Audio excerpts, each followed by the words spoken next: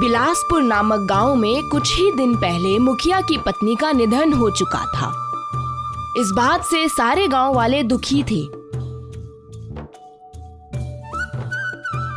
क्योंकि मुखिया और उसकी पत्नी अपने गांव के लोगों का खूब ख्याल रखते थे, उनके सुख दुख में साथ देते थे। इसलिए गांव वाले भी मुखिया और उसकी पत्नी को बहुत सम्मान देते थे।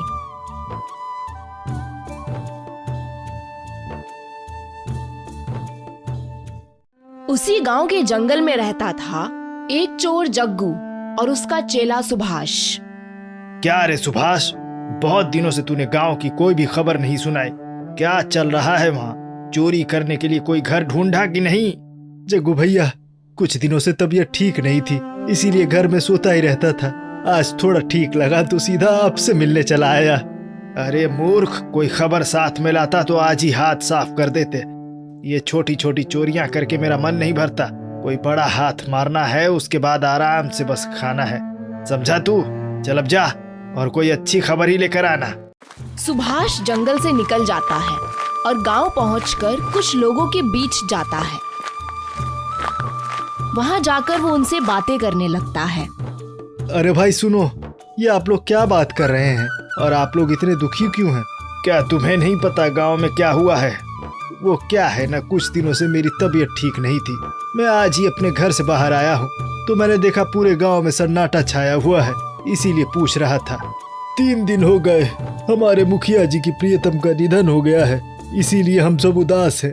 मुखिया जी की पत्नी का दिल बहुत ही अच्छा था, उनके बिना मुखिया जी एकदम अकेले हो गए हैं।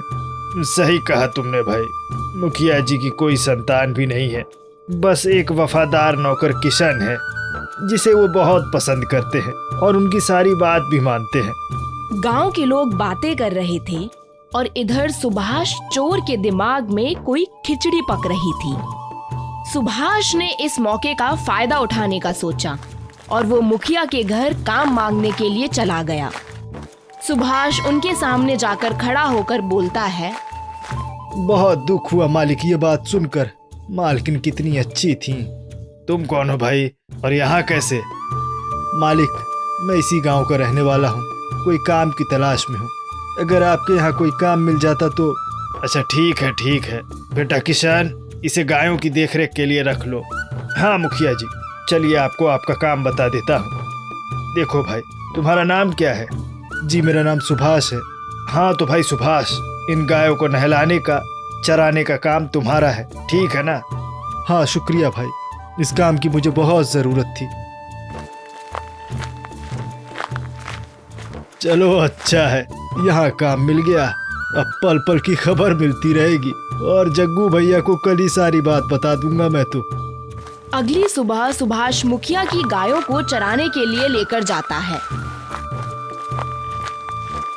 थोड़ी देर में वो जंगल पहुंच जाता है और वहां उसे जग्गू चोर मिलता है।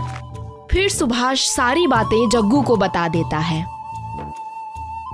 अब मजा आएगा ना मामू। पर भैया, वहाँ उसका नौकर किशन है जिसकी सारी बात मुखिया मानता है, वो हमारे बीच का कांटा है, वरना मुखिया तो भोला आदमी है। कोई बात नहीं, मौके का इंतजार करो सुभाष, मौके का। फिर सुभाष वहाँ से अपने गायों के साथ मुखिया के घर वापस आ जाता है। वापस आकर चुपचाप वो घर के अंदर हो रही बातें सुनने लगता है। मुखिया जी, मेरे भाई की तबीयत ठीक नहीं है, इसीलिए मैं 2-3 दिन यहाँ नहीं आ पाऊंगा। आप अपना ख्याल रखिएगा। अच्छा ठीक है किशन, तुमने भी छुट्टी नहीं ली, जाओ जाकर तुम भी थोड़ा आराम करो। यही सही मौका है जग्गू भैया को खबर देने का। सुभाष जग्गू चोर के पास जाकर उसे सारी बातें बता देता है। जग्गू ये सुनकर जोर जोर से हंसने लगता है।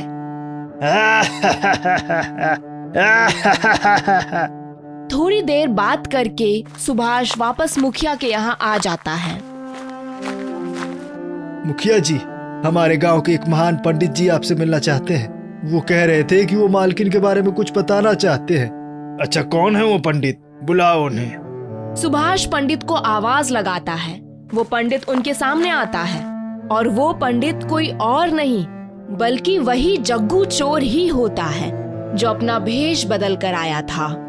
आप कौन हैं पंडित जी और कहाँ से आए हैं? मैं इसी गांव का पंडित हूँ मुखिया जी, और मैं आपको और मालकिन को अच्छी तरह से जानता हूँ। कल रात को ही मालकिन मेरे सपने में आई थी और वो कह रही थी। क्या मालकिन आपके सपने में? वो आपके सपने में क्यों आई थी? मुखिया जी, मैं भगवान की भक्ति में लगा रहता हूँ, शायद इसीलिए उन्होंने मुझे चुना होगा आप तक मालकिन की बात पहुँचाने के लिए। मुखिया बहुत भोले थे, इसलिए उन्होंने जग्गू पंडित की बात मान ली। जग्गू पंडित ने उन्हें मालकिन के लिए अच्छा अच्छा खाना रात में गांव के जंगल की गुफा में छोड़ने को कहा। बस बस इतना ही कहा था मालकिन ने। ठीक है पंडित जी, हम ऐसा ही करेंगे। आपके मालकिन को खाने का बहुत शौक था, शायद उनकी कोई इच्छा अधूरी रह गई हो। फिर उस रात मुखिया और सुभाष गांव की गुफा में जाकर 2 थाली स्वादिष्ट खाना छोड़ आए।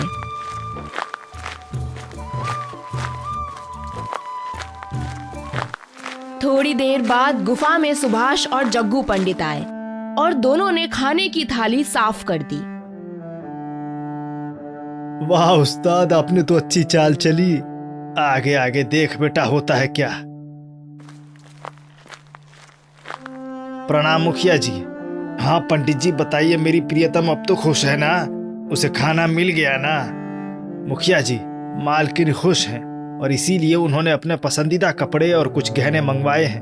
वाह वाह वाह, ये तो बड़ी अच्छी बात की। प्रियतम खुश है, वो अपने गहने पहनना चाहती है। पंडित जी आप जाइए, हम आज रात को ही उस गुफा में अपना सामान छोड़ देंगे। मुखिया सुभाष के साथ रात में फिर से 2 थालियों में कुछ कपड़े और गहने लेकर चल दिए। थोड़ी देर बाद जग्गू पंडित और सुभाष फिर से गुफा में आ जाते हैं और दोनों जोर जोर से हंसने लगते हैं। सुभाष, इस बार हमें आखिरी बार बड़ी चीज मांगनी है, उसके बाद हम इस गांव से चले जाएंगे।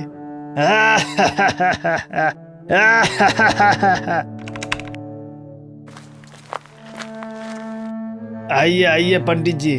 प्रणाम मुखिया जी, बताइए अब क्या कहा हमारी प्रियतम ने? हाँ हाँ मुखिया जी, उन्होंने अपने गहने और सोने के 5 बिस्किट मंगवाए हैं। ये क्या बात हो रही है मालिक? मैं कुछ समझ नहीं पा रहा हूँ। अरे बेटा किशन, ये हमारे गांव के महान पंडित हैं। इनके सपने में तुम्हारी मालकिन आकर अपनी इच्छा व्यक्त करती हैं। अच्छा पंडित जी, मालकिन को तो गुलाब का इत्र भी बहुत पसंद था, वो लाने को नहीं कहा उन्होंने? अरे हाँ हाँ, मैं आपको बताना भूल ही गया था, उन्होंने मंगवाया है ना गुलाब का इत्र। अच्छा मुखिया जी, अब मैं चलता हूँ। किशन को शक हो गया था कि जरूर कुछ गड़बड़ है, इसलिए उस रात किशन भी मुखिया के साथ गहने लेकर जाने लगा और उनके साथ गांव के 2 और लोग लाठियां पकड़कर जाने लगे। थोड़ी देर में जग्गू पंडित और सुभाष वहां आ गए। सुभाष, चल जल्दी कर, सारे गहने उठा, हम निकलते हैं। जग्गू पंडित ऐसा बोल ही रहा था कि मुखिया और सारे लोग वहां आ गए। मूर्ख चोरों, तुमने झूठ बोलकर मुझे मूर्ख बनाने की कोशिश की। मूर्ख लोग, हमारी मालकिन को तो गुलाब का इत्र बिल्कुल भी पसंद नहीं था और तुमने इत्र लाने को कहा, तभी हमें पता चल गया कि तुम झूठ बोल रहे हो।